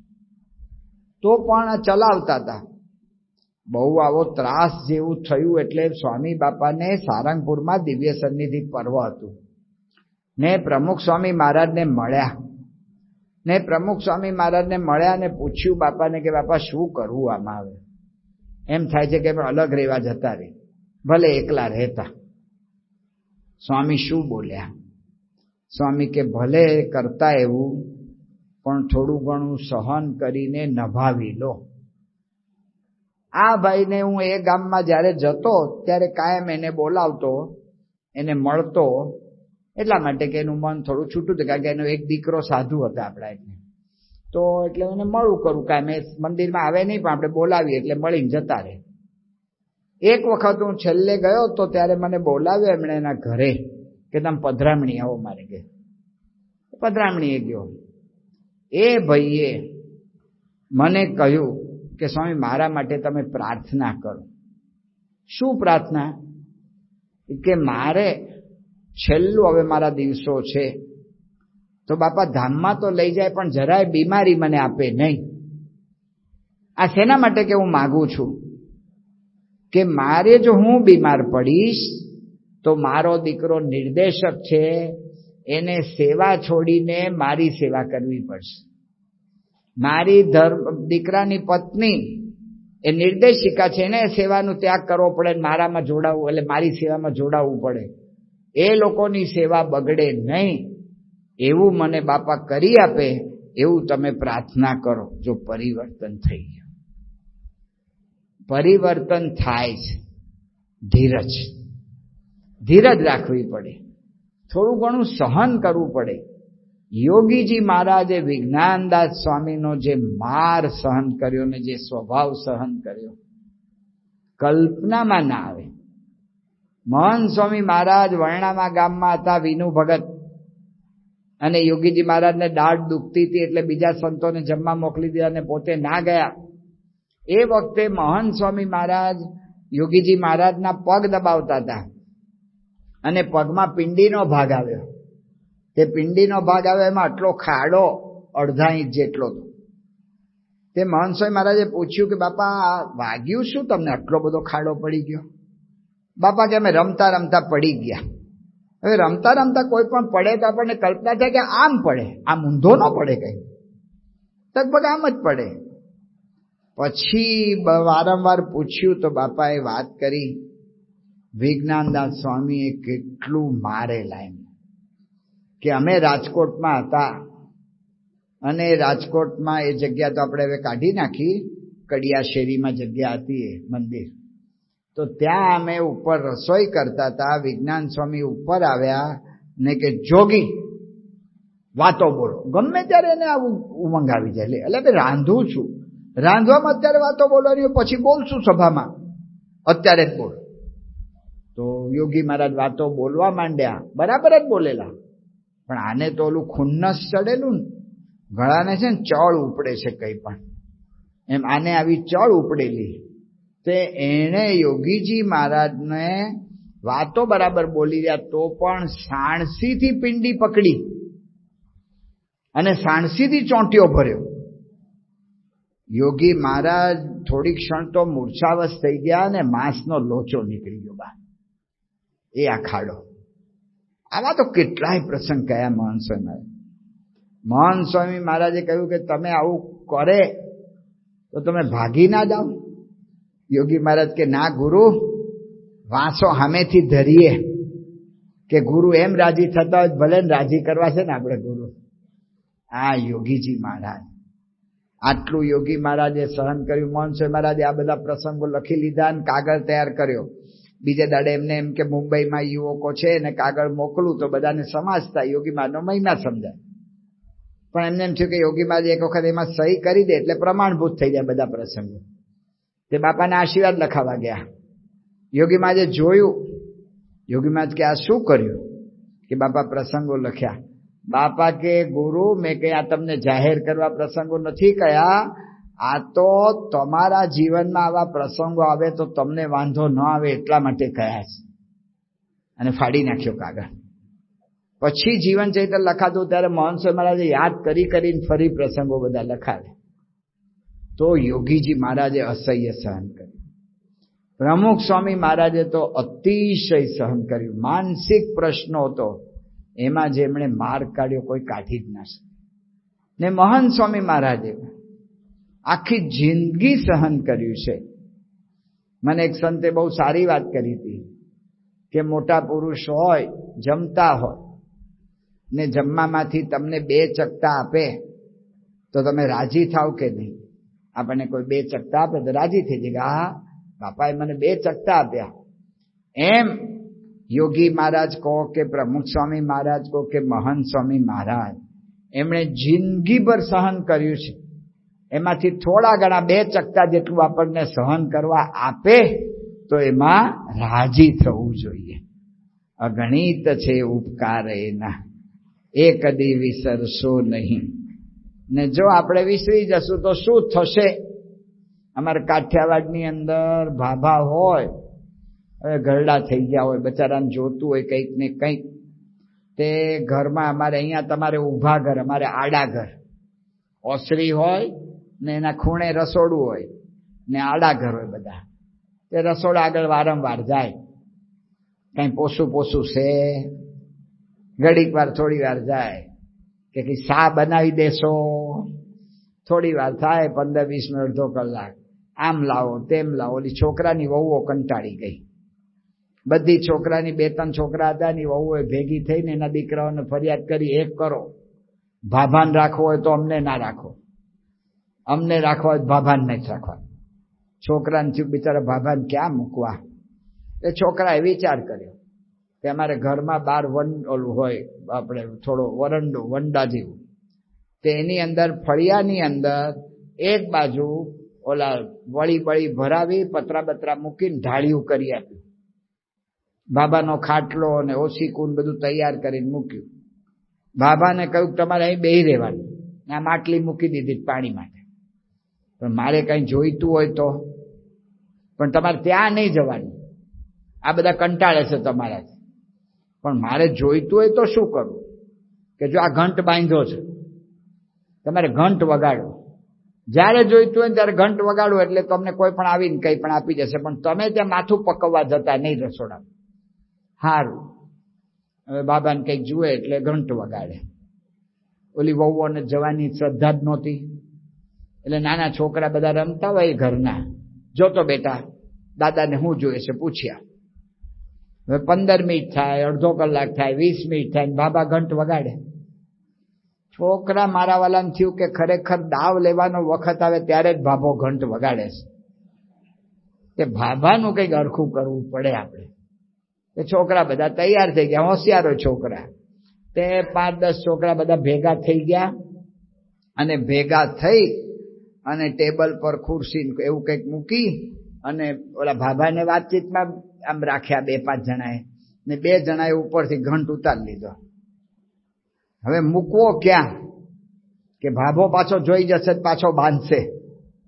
એટલે એ લોકોએ વિચાર કર્યો કબાટમાં મૂકી દે, તિજોરીમાં. તે તિજોરીમાં ઘંટ મૂકી દીધો. એના છોકરા બધા એ દિવસે કંઈક સોદો બોદો કરીને આવ્યા હતા, એટલે પૈસા કમાઈને આવ્યા હતા. એટલે પૈસા કમાવા માટે કબાટ ખોલ્યો અને પૈસા મૂકવા માટે કબાટ ખોલ્યો. કબાટમાં ઘંટ જોયો. એટલે અહીંયા કોણે આ ઘંટ મૂક્યો? છોકરા કે મેં. કેમ અહીં મૂક્યો છે? કે તમે ઘરડા થશો ત્યારે નહીં જોઈએ, એટલા માટે અત્યારથી આ તૈયારી કરીએ છીએ. જેવું આપણે કરશું ને એવું જ આપણને મળશે. એટલે મા બાપને ભૂલશો ને, એને કાયમ આપણે લાગણીથી સાંભળવા પડે. તો આ મોડર્ન સાયકોલોજી આપણને કહે છે કે આ રીતે સાંભળશો તો સમજી શકશો. પ્રમુખ સ્વામી મહારાજ એમણે તો આખી જિંદગી જ બધાને સમજવાનું કામ કર્યું છે અને સાંભળવાનું કામ કર્યું છે. આપણે જોઈતો જ આપણને અનુભવ છે, જ્યારે જ્યારે કોઈ પણ હરિભગત વ્યક્તિગત દર્શનમાં સ્વામીને મળવા આવે, તો જો સ્વામીના દર્શન આપણે કરીએ તો આપણને ખ્યાલ સ્વામી થોડા નીચા નમી જાય, કાન આપે જે તે વ્યક્તિને, એને સાંભળે એની વાત. તો આખી જિંદગી પર એમણે સાંભળ્યા છે. એમણે એમના અનુભવ પરથી એક અદ્ભુત વિશેષ વાત આપણને શીખવાડી કે જે તે વ્યક્તિની પ્રકૃતિ ઓળખી રાખવી. આ વાત પ્રમુખ સ્વામી મહારાજે શીખવાડી કે જે વ્યક્તિ સાથે આપણે કામ કરવાનું હોય એની પ્રકૃતિ કઈ છે જોઈ રાખવાની. રામાયણના આધારે થોડુંક જોવા પ્રયત્ન કરીશું. વૃષરાજ વાંદરો હતો ને વૃષરાજ વાંદરાએ કિષ્કિંધા નગરી કરી. એના 2 દીકરા વાલી અને સુગ્રીવ. વાલી બહુ બળવાન હતો, રાવણને પણ હંફાવ્યો હતો. વાલી રાવણને એના બગલમાં દબાવીને ફર્યો હતો, એવો વાલી હતો. હવે એમાં એવું થયું કે મયદાનવનો દીકરો હતો દુંદુભી, એ રાક્ષસ. એને લડવાનો ઉમંગ આવી ગયો. ઘણાને છે ને આવું લડવું કરવું બધું એની બહુ આમ અંદરથી એને ચળ ઉપડતી હોય. કે ઘણા એમ કે ઘણા વખતથી કોઈ મળ્યો નથી, હાથની ખુજલી જતી નથી. કે જોજો મુંબઈમાં ને અહીંયા એ મોટું શહેર છે ને, તે શહેરમાં કોઈક રસ્તામાં 2 જણના ઝઘડા થાય ને, તો જેના ઝઘડા થાય ને ઓલા બીજાને ધોલ ધપાટ કરતો હોય, એમાં બધા ટોળું ભેગું થઈ જાય. તો આવા જેને ચળ ઉપડતી હોય ને એ મારા વાલા શું કરે, ટોળામાં વચ્ચે ઘૂસી જાય, ઓલાને 2-5 લાફા મારીને ટોળામાં જ બહાર નીકળીને હાલતા થઈ જાય ને કામમાં, કે બસ આપણા હાથની ચળ ઉતાર દીધી. કે છે ત્યાં દુંદુભી એવો હતો કે દુંદુભી સમુદ્રની હારે ગયો, સમુદ્રને કે અમારી હારે લડો. વરુણ દેવતાએ કહ્યું કે અમે લડી લડીને થાક્યા, હવે અમારે લડવું નથી. તારે બહુ બળ હોય ને તો હિમાલય પર જા, એ મોટો છે ઊંચો, એ તારી હારે બાટકશે. હિમાલય પાસે ગયો, હિમાલયના મોટા મોટા પથરાઓ શિલાઓ મોટી મોટી લઈને નીચે ફેંકવા માંડ્યો. હિમાલય કહ્યું, ભાઈ સાહેબ અમે ઋષિઓનું આશ્રય સ્થાન છીએ અને તું અમને શું કામ અહીંયા હેરાન કરે છે ભાઈ, પણ કે મારે લડવું છે, મને ચળ ઉપડી છે. તો કે વાલી સાથે જા. અને વાલી સાથે ગયો અને પેલા તો મુક્કા મૂકીને લાતા લાતીને બધું કર્યું, પછી તો ઝાડ આખા ઉખાડીને બે એકબીજાને જોડવા માંડ્યા. એમાં વાલીનો ક્રોધ ગયો ને બળવાન એટલો હતો કે દુંદુભીના 2 પગ પકડી લીધા અને પગ પકડીને ગોળ ગોળ ગોળ ફેરવીને મારી નાખ્યો. આવો બળવાન વાલી હતો. દુંદુભી મરી ગયો. એનો દીકરો માયાવી, એ માયાવી આવી રીતે ઓલો આવ્યો ત્યાં, એને થયું કે મારા ભાઈનું વેર લેવું પડશે, પણ આ વાલીની સામે રહીને લડવું એ અઘરું કામ છે. એને યુક્તિ કરી. એ રાતના કિષ્કિંધા નગરીની બહાર આવ્યો, ત્યાં ઊભો ઊભો ગાળો આપે કે વાલી ડરપોક છે, બિક્કણ છે, રાતના ઘરમાં ભરાઈ રહ્યો છે ને હુઈ રહ્યો છે ને એવું બધું જે તે ઘણું બધું બોલ્યો. તો વાલી જાગી ગયો કે કોણ બોલે છે ને મારો. એની પત્ની તારાએ કહ્યું કે આ જે બોલે છે કિષ્કિંધાની બહારથી બોલે છે, આપણે હું માથાકૂટ હુઈ જાઉં ને શાંતિથી, કે મને કોક બોલે ને હું સહન કરું, મારે એને પૂરો જ કરવો છે. પણ આ રાતના સમય છે, તમે જશો, રાક્ષસ છે ને શું થશે, જે થવું એ થાય, મારે એને પૂરો કરવો જ પડે. મારા ઉપર કોઈ બોલ્યું એમ હું ના ચલાવી દઉં. એના ભાઈ સુગ્રીવે કહ્યું કે ભાઈ જવા દો ને માથાકૂટ, આપણે અહીંયા રહી જાવ ને, તું બેસી રહે એક બાજુ, હું જઉં છું. અને વાલી ગયો. વાલી ગયો એટલે ઓલો માયાવી તો આયોજન સાથે આવેલો એટલે એ ભાગ્યો. વાલી એની પાછળ દોડ્યો તો સુગ્રીવે દોડ્યો. સુગ્રીવ શું કામ દોડ્યો કે મારા ભાઈને કઈ મુશ્કેલી થઈ જાય તો મદદ થાય મારી, એટલે ગયો. માયાવી આયોજન સાથે આવેલો ગુફામાં ઘૂસી ગયો. સુગ્રીવ એની યાર વાલી અંદર ગુફામાં ઘૂસવા ગયો. સુગ્રીવ જતો હતો, વાલી કે ઉભો રહે, જઈ અંદર આવતો નહીં, હું એકલો પહોંચી વળીશ, તારી કોઈ જરૂર જ નથી. અને વાલી અંદર ઘૂસી ગયો. વાલી અંદર ગયો અને લડાત થાય. બહાર ઉભો ઉભો સુગ્રીવ ગભરાયા કરે અને હોકારાન પડકારાન બધું એમ થાય કે મારો ભાઈ વાલી મરી ગયો. એમાં ભગવાનનું કરવું તે લોહીનો રેલો બહાર નીકળ્યો. એને પ્રતીતિ આવી ગઈ કે મરી જ ગયો મારો ભાઈ વાલી. હવે જો માયાવી બહાર આવશે તો એની સામે અમે કોઈ વાંદરા લડી શકશું નહીં. એટલે માયાવી બહાર ના આવે એટલે એને શું કર્યું, મોટા મોટા પથરા લઈ ગુફાનું જે મોઢું કહીએ કે દરવાજો કહીએ એને બંધ કરી દીધું અને ભાગ્યો. કિષ્કિંધા નગરીમાં એણે નક્કી કર્યું હતું કોઈને કંઈ જણાવવું નહીં, નહીં તો વાલીના મરવાનું દુઃખ કહીશું બધાને બહુ દુઃખ થશે, એટલે કે કોઈને કશું આપણે જણાવવું નહીં. પણ મારા વાલા મંત્રીઓ હતા, જે વાનર મંત્રી પત્રકાર જેવા હતા, એ ઝીણા ઝીણા એટલા બધા પ્રશ્ન પૂછ્યા તે ઓલાને બધાને ખબર પડી ગઈ કે વાલી મરી ગયો છે. બધાએ કહ્યું સુગ્રીવને કે કોકે રાજા થવું જ પડે, તમે રાજા થાવ. ઈચ્છા નહોતી તો એ રાજા થયા. આ બાજુ એવું થયેલું કે વાલી નહોતો મર્યો પણ માયાવી મરી ગયો હતો ને એનો લોહીનો રેલો ચાલ્યો. વાલી બહુ થાક્યો હતો એટલે થોડી વાર તો ત્યાં ગુફામાં આરામ કર્યો, જાગ્યો અને એને થયું કે હાલો બહાર નીકળું. મારો ભાઈ સુગ્રીવે રાહ જોતો હશે પણ બહાર નીકળવાનો રસ્તો જ દેખાય નહીં. થોડો ઘણો પ્રકાશ દેખાતો હોય ને તોય આપણે માર કાઢી શકીએ, આમાં તો દેખાય જ નહીં. હવે શું કરવું? એટલે એને ગમે ત્યાં અફડાતા જ્યાં જાય ત્યાં ભટકાય ને આમ થાય ને તેમ થાય, એમ કરતા કરતા શોધતા ઓલા પથરા ઢાંકેલા પણ થોડા થોડા કાણા રહી ગયા હોય ને એમાંથી પ્રકાશ આવતો હતો એટલે એ રીતે એને દરવાજો ગોતી કાઢ્યો. મોટા મોટા પથરા એવા જંગી હતા તો હાથે ને પગે લાત મારી મારીને બધા પથરા દૂર કર્યા, બહાર નીકળ્યો.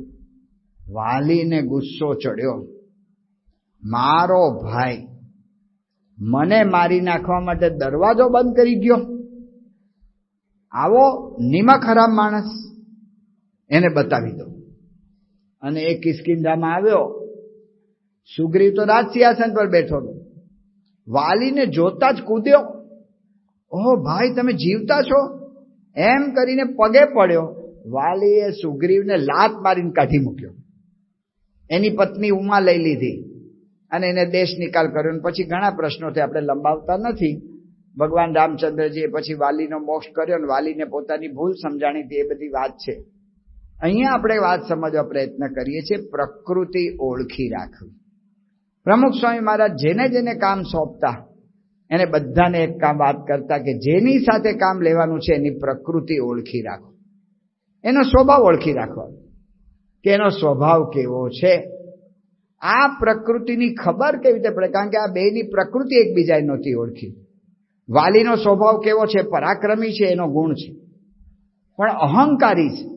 અહંકારી માણસને આપણે એમ કહીએ કે તને મદદ કરવામાં આવું એટલે એને શું લાગે કે આ મને છે ને ઓછો બળવાન સમજે છે એટલે મને મદદ કરવા આવે છે. એટલે એને કહેવાય જ નહીં કે તને મદદ કરાવો, પણ એને મદદની જરૂર હોય તો એને મદદની જરૂર પડે. આપણને લાગતું જ હોય કે પડશે તો કીધા વગર મદદની તૈયારી રાખવાની, પણ એને તો એમ જ કહેવાનું અહંકારીને કે તમે જીતશો જ ને હું તમને હાર પહેરાવીશ જીતનો.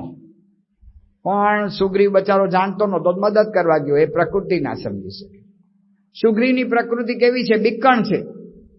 પહેલી વાર વાલીને અટકાવ્યો કે ન જશો, બીજી વાર વાલી મરી ગયો એમ ધારીને દરવાજો બંધ કરી. બીકણ પ્રકૃતિનો માણસ છે. એ આવી રીતે ગુફાનો દરવાજો બંધ કરી જ દે, મારે સમજી લેવાનું હોય. બે એકબીજાની પ્રકૃતિ સમજી ના શક્યા, એમાં પ્રશ્ન થયો.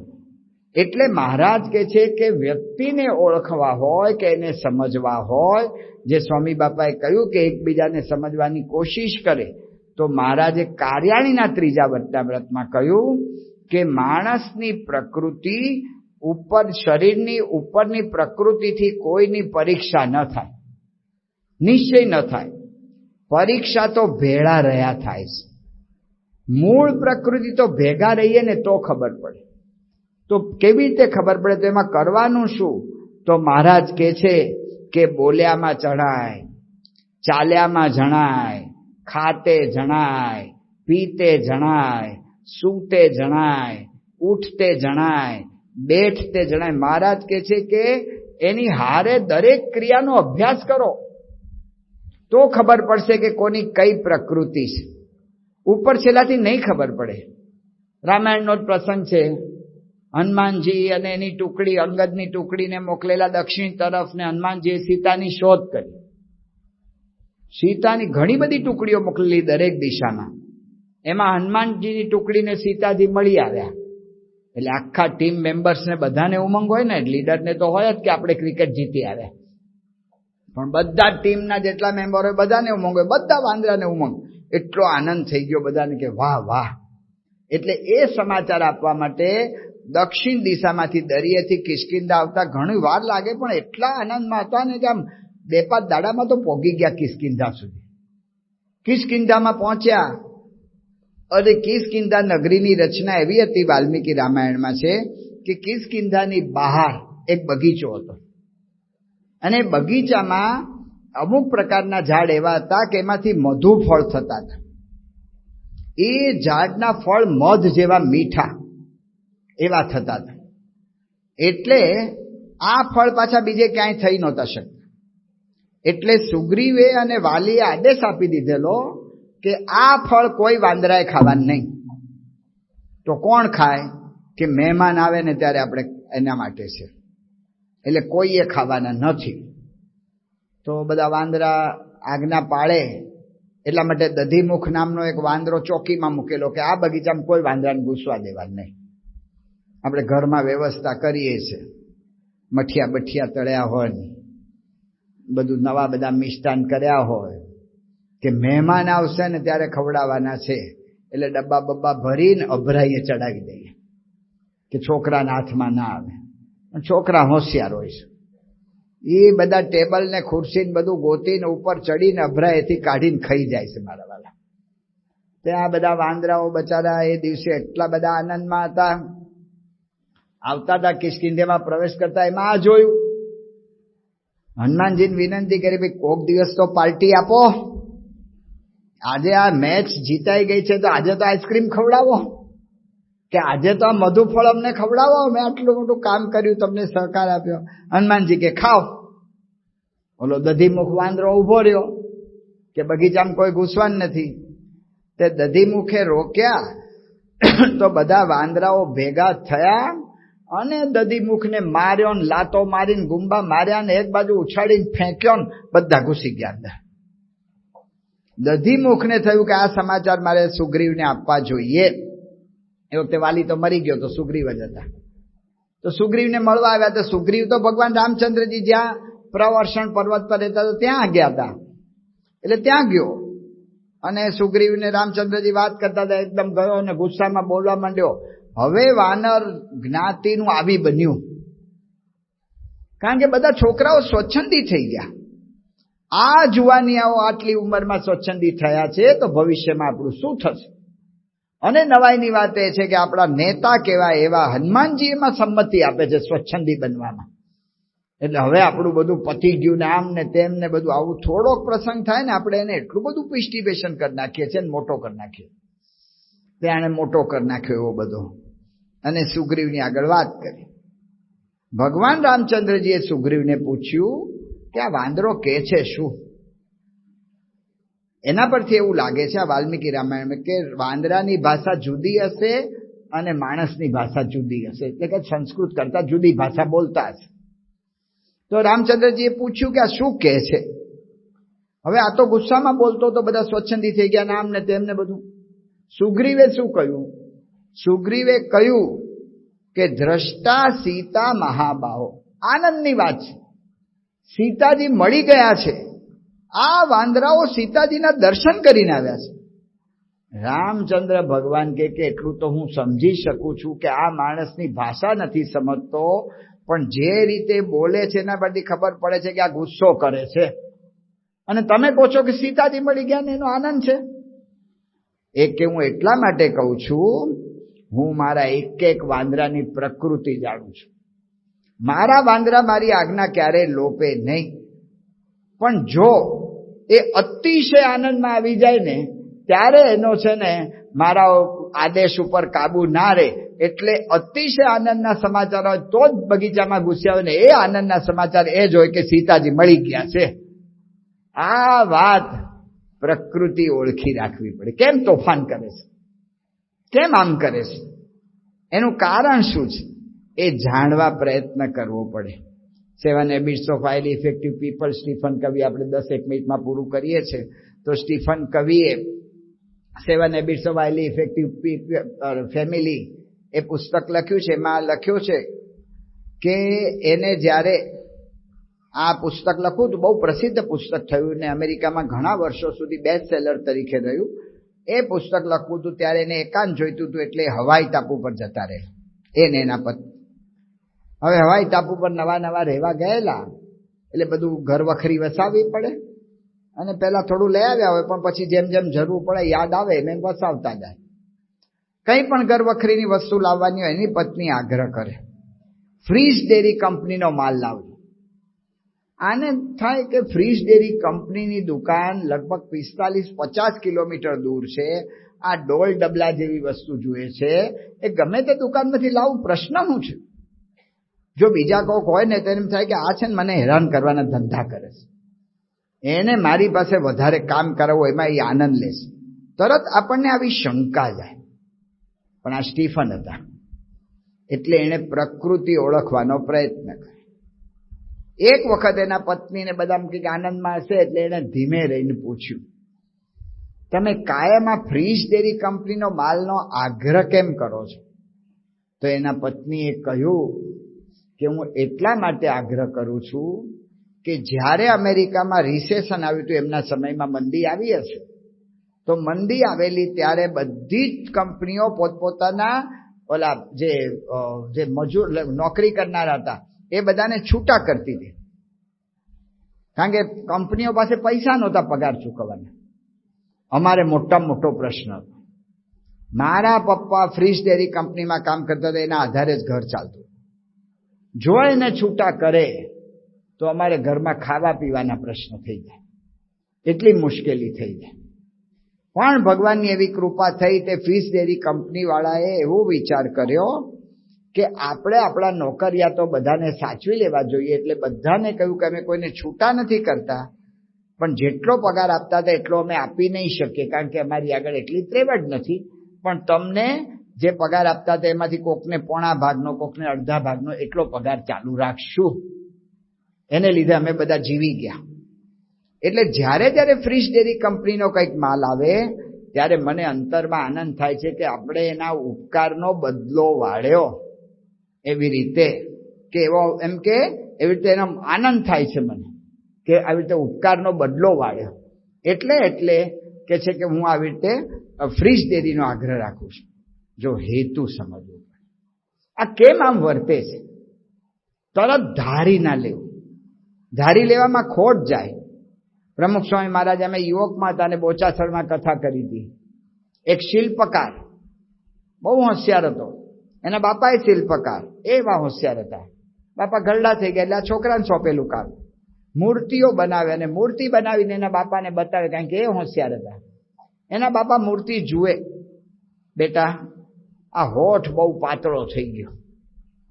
હવે મૂર્તિ ઘડેલી હોય ને હોઠ પાતળો થયો હોય ને એટલે એને રિપેર થાય જ નહીં. માટીની હોય ને તો 2 લોંદા ચોટાડીને થાય, પણ આ તો થાય નહીં. કે ફરી બનાવો ને બીજી મૂર્તિ, બીજી બનાવે. બાપા કેવી થઈ? આંખો બરાબર ના થઈ, પાપણ એની દેખાવી જોઈએ ને આમ તેમ. દર વખતે ભૂલ કાઢે. છોકરાને થયું કે આ બાપો છે ને એ કોઈ દાડો મને વખાણવાનો નથી, મારી ભૂલ જ દેખાય છે. એને છે ને મારી ઈર્ષા આવે છે. હું પણ હોશિયાર થઈ ગયો છું ને એની ઈર્ષા આવે છે. એટલે એને હવે આપણે પાઠ ભણાવવો જોઈએ. એટલે એણે શું કર્યું કે એકાંતમાં મૂર્તિ બનાવવા માંડ્યો. એને મૂર્તિ બનાવી અને પછી એક જગ્યાએ જઈ ખાડો ખોદી ને મૂર્તિ એમાં દાટી દીધી. થોડો ભાગ બહાર રાખ્યો, ચોટલી જેવો થોડો. એના બાપા કે ઘણા વખતથી મને બતાવતો નથી મૂર્તિ કે કેવી બનાવે છે, શું છે. કે ના મને મૂડ નથી એટલે હમણાં હું કાંઈ કરતો નથી. પણ હું આમ જઉં છું અત્યારે તળાવ કિનારે વોકિંગ ફરવા માટે. તમારે આવવું છે કે આવો આવો, હાલો હું આવું. એ ક્યાં લઈ જવાય એને ખબર હતી. જ્યાં મૂર્તિ દાટી હતી એ રસ્તેથી કાઢ્યા બાપાને. બાપા જુઓ જુઓ કંઈક મૂર્તિઓ એવું લાગે છે. ઓલી ચોટલી દેખાય, હાલ આ મૂર્તિ. સાધનો તો એને તૈયાર જ રાખ્યા હતા, તે કંપાવડો બધું. એટલે તરત બધી મૂર્તિ બહાર કાઢીને નવરાવીને બધી મૂકીને પછી એના બાપાને કહ્યું કે જુઓ તો કેવી કે મૂર્તિ છે પુરાતન. અને પુરાતન મૂર્તિ છે કે જે ખરેખરી પુરાતન મૂર્તિ છે. તો હવે કે છે કે આ જે શિલ્પી છે ને હોશિયારમાં હોશિયાર છે, એણે આવી મૂર્તિ ઘડી શકે. હું ઈચ્છા રાખું છું, એનો બાપો કહે છે કે તું પણ છે ને આવી જ મૂર્તિ તૈયાર કરતો થઈ જા. એક કરતો થઈ જાય નહીં, આ મેં જ કરી છે, આ મૂર્તિ મેં જ બનાવી છે. તો એના બાપાએ કહ્યું કે બેટા હવે છે ને તું ભારતનો શ્રેષ્ઠ શિલ્પકાર નહીં બની શકે. અલ્યા મેં આટલી સારી મૂર્તિ બનાવી, તમે કહો છો કે આ શ્રેષ્ઠ મૂર્તિ છે ને હું કેમ નહીં બની શકું? કે તને છે ને તારી ભૂલ જોવાની હવે શ્રદ્ધા નથી રહી. નાનામાં નાની જો તારી ભૂલ જોવાની તને શ્રદ્ધા હોય ને તો તું આગળ વધી શકે. એટલા માટે હું તારી દરેક મૂર્તિની ભૂલ કાઢતો હતો કે એનાથી તું આગળ વધે. જો આ પ્રકૃતિ બહારથી દેખાય છે, મને ઠપકો આપે છે, મારા પર ઈર્ષા રાખે છે, મને આગળ વધવા નથી દેતા, અંદરથી આવી છે. સ્વામીએ તો આ વાત કરેલી. પણ મહાભારતમાં મૂર્તિમાન થઈ. મહાભારતના યુદ્ધ વખતે દુર્યોધનને ઉમંગ હતો કે મારી આગળ મોટા મોટા મહારથીઓ છે એટલે હું જીતી જઈશ. પણ પહેલે જ દાડે નક્કી કરવામાં આવ્યું કે ભીષ્મ સેનાપતિ થશે અને એ જ ધડાકે કર્ણે ના પાડી દીધી કે જ્યાં સુધી ભીષ્મ લડતા હશે ત્યાં સુધી હું સેનામાં નહીં આવું. 11 દિવસ સુધી લગભગ ભીષ્મ લડ્યા. 18 દિવસ સુધી યુદ્ધ થયું. 11 દિવસ સુધી ભીષ્મ લડ્યા, ત્યાં સુધી કર્ણે કોઈ સહકાર જ ના આપ્યો. કેમ કે એને ભીષ્મ સાથે વેર બંધાવ્યું. કંઈ પણ ભીષ્મ કર્ણનું સારું કામ હોય અથવા બધા એના વખાણ કરતા હોય, ગમે તે હોય, તો ભીષ્મ શું કરે કે કર્ણને 2-4 શબ્દો એવા મારી દે ને એનું આખો મૂળ તોડી પાડે. એને કર્ણને એમ થયું કે આ મારા વેરી જ છે. હવે તો ભીષ્મ બાણસયા પર પડ્યા હતા અને કર્ણને બધા મળવા જાય ભીષ્મને, તો કર્ણને થયું કે બધા વડીલ કહેવાય કૌરવ કુળના, તો આપણે હાલો ને ભાઈ મરણ પથારીએ છે મળી આવી. એટલે કોઈ જુએ ને એવી રીતે સાંજે એકદમ આછા અજવાળું હતું ત્યારે ગયો ને ભીષ્મ પડ્યા હતા. એને પૂછ્યું કોણ છો? કે કર્ણ. તમને પગે લાગવા આવ્યો છે. વિવેક ખાલી ખોટો. તો ભીષ્મે કહ્યું કે મારી નજીક આવ. ભીષ્મે કહ્યું કે હે કર્ણ, તને અત્યાર સુધી મેં કાયમ તારી ટીકા નિંદા હું કરતો રહેતો તો એનો હેતુ તને કહું છું કે તારો તેજો દ્વેષ, તારો અહંકાર એટલો બધો તીવ્ર હતો કે જો એ અહંકારને પુષ્ટિ જ મળતી જાત તો એનાથી તારી જાતને, તારા જીવનને સૌથી મોટી મુશ્કેલીઓ એમાંથી જ આવત. એવું ન થાય એટલા માટે તારા અહંકારને તોડવા માટે હું કાયમ તારી ટીકા નિંદા કરતો તો આ તને હું આજે સ્પષ્ટ કરું છું. આ વાત કરી ત્યારે કર્ણ ધ્રુસકે રડ્યો. પ્રકૃતિ ઓળખી રાખ. એની પાછળ હેતુ શું છે એ જોયા કરવું પડે. હેતુ જો જોયો હોય તો ખ્યાલ આવે. એટલે પ્રમુખ સ્વામી મહારાજે આવી બધી વાતો, મેનેજમેન્ટની અદ્ભુત વાતો એમના જીવનમાં સાહજિક હતી.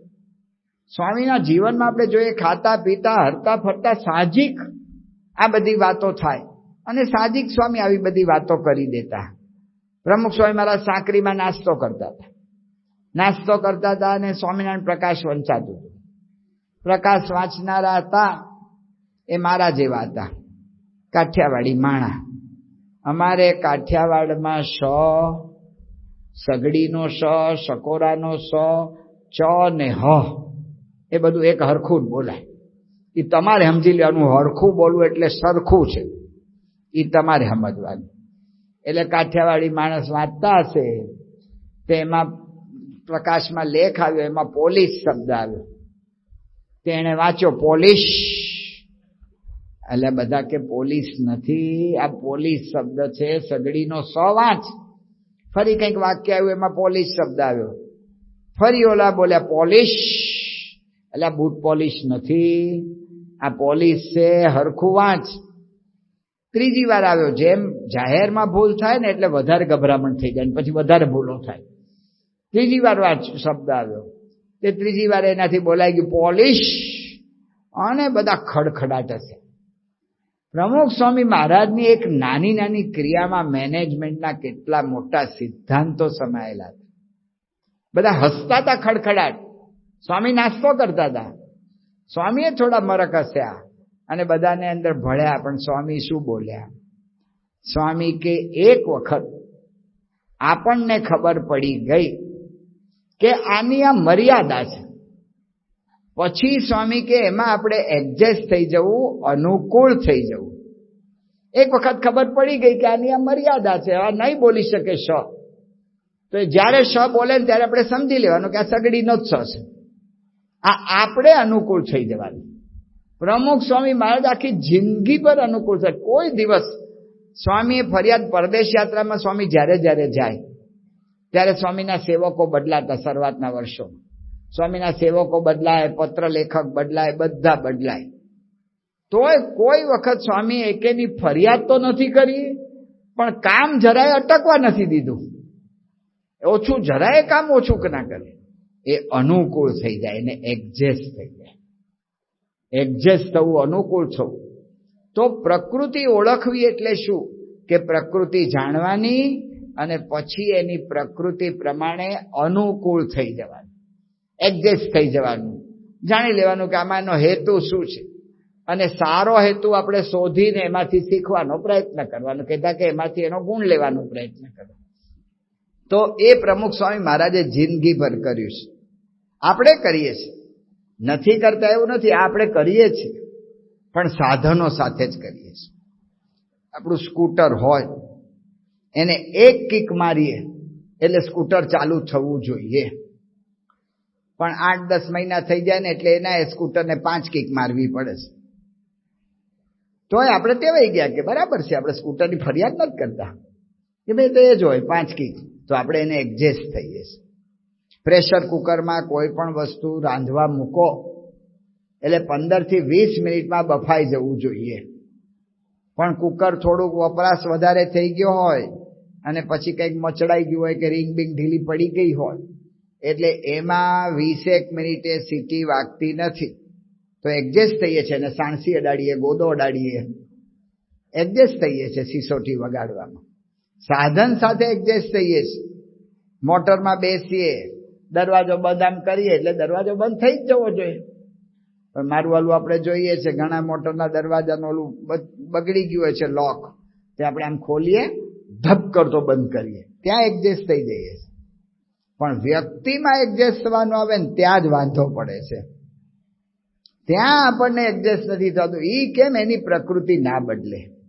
મહાન સ્વામી મહારાજે એકતાનો, સંપનો અર્થ કર્યો 16મી સાલમાં. 16મી સાલમાં સ્વામી ગાદી આવ્યા પછી પહેલો પત્ર દિવાળી વખતે સ્વામી લખ્યો કે સર્વે સંતો અને કાર્યકર્તો પ્રતિ તમે બધા અદ્ભુત સેવા કરો છો, પણ હવે આપણા જીવમાં સત્સંગ થાય એના માટે સંપની અતિ જરૂરિયાત છે. બહારથી તો સત્સંગનું પ્રવર્તન કરે છે, પણ અંદર સત્સંગ, અંદરથી પરિવર્તન થાય એના માટે સ્વામી કે જે સંપની જરૂરિયાત છે ને એની પર મહંત સ્વામી મહારાજે સંપ ઉપર આખી ચોકડી આમ દોરી, ચોરસ દોર્યું, ચોરસ દોરીને દેખાડ્યું મહત્વ. હવે સંપ કેવી રીતે રાખવું એનું પહેલું લક્ષણ સ્વામીએ શું કહ્યું કે સંપ રાખવામાં સામેવાળા પાસે બિલકુલ અપેક્ષા રાખવી નહીં. હોય તો ઠીક છે, સામેવાળા સંપ રાખતો હોય ને આપણે રાજી થઈએ, મન સમાજ કે એમાં રાજી થવાની જરૂર નથી, એમાં ઠીક છે, હું રાખું છું કે નહીં એનો વિચાર કરવાનો. નહીતર આ કોઈ વાતો આપણી થાય જ નહીં. પ્રમુખ સમાજે 4 સૂત્ર આપ્યા કે સત્સંગ, ઘર સભા કરે, એકબીજાને સમજવાની કોશિશ કરે, અને ચોથું સ્વામી કહ્યું મોટું મન રાખે. કોણ કરે? સ્વામી લખ્યું નથી બાપ કરે કે માં કરે કે સાસુ કરે કે વહુ કરે કે દીકરો કરે. સ્વામી કોઈનું નામ નથી આપ્યું, કોઈને લખ્યું જ નથી. એ આપણે સમજવાનું. ચલો યોગીમાં દ્રષ્ટાંત આપે ને કે ઓલા દરબારો બધા, કોઈ દરબાર હોય તો ભાઈ ખોટું ના લગાડતા અમારે, પણ આ જૂના જમાનાની વાત છે. તે ગામના ચોરે બધા અફીણના કસુંબા ઘોળે અને એ બધી તરે તરેની વાતો થાય, પણ એ કસુંબા હારે ઓલા ચારણ કે ગઢવી કોક હોય ને એ થોડા ગીત લલકારે ને થોડા ટૂચકા કે ને એટલે જોક્સ કે ને થોડું કંઈક બીજું રમૂજ કરાવે તે આનંદ આવે. તે એમાં એક ગઢવી ચોરા પાસેથી પસાર છે, એ ગઢવા અહીંયા પણ કે મારે બાપુ ત્યાં બીજે ગામ ભોગવાનું છે, અહીંયા તારું બધું કરી દેશું, અહીં રે આજનો દાડો, ચાલ તારું ચારણ સાહિત્ય સંભળાવ. તે ઓલા બચારા એ બધી વાતો ચીતો ને બધું કર્યું, બધા રાજી થયા ને કસુંબા પાણી ગોળાયા ને બધું પત્યું. સાંજ પડી, બધા ઊભા થવા માંડ્યા, ઘરે જવા માંડ્યા. ઓલા ગઢવી કે પણ મારો ઉતારો કોને ઘેર? તે ઓલા એક બાપુ બીજાને કે ઈ કયો, ઓલા બીજા ત્રીજાને કે ઈ કયો લ્યા, ત્રીજો ચોથાને કે ઈ કયો. કોઈ પોતાને માથે લે નહીં. એમ આ બધા વાક્યો કોણે માથે લેવાના? જેણે કરવું એને તો એને શું કરવાનું? તો મહંત સ્વામી મહારાજ કે મારે જ સંપ રાખવો છે, સામેવાળા પાસે બિલકુલ અપેક્ષા રાખવી નહીં, મારે એને એડજસ્ટ થવું છે, મારે અનુકૂળ થવું છે. તો શું કરવું પડે? તુકારામ મહારાજ એક વખત એક જગ્યાએ ભજન કરીને આવ્યા. તે ભજન કરીને આવ્યા તે લોકો બહુ રાજી થયા. તો એને તુકારામ મહારાજને 25-30 શેરડીનો આખો ભારો બાંધીને તુકારામ મહારાજને આપ્યો. તે તુકારામ મહારાજને આપ્યો ને ગામમાં લઈને આવતા હતા. ગામમાં બધા નાના નાના ટાબરિયા છોકરાઓ બધા મહારાજને આટલી બધી શેરડી જોઈ, મહારાજ પ્રસાદ, મને પ્રસાદ આપો. ને મહારાજ તો ઉદાર દિલ, જે માગે એને એક સાંઠો આપી દે.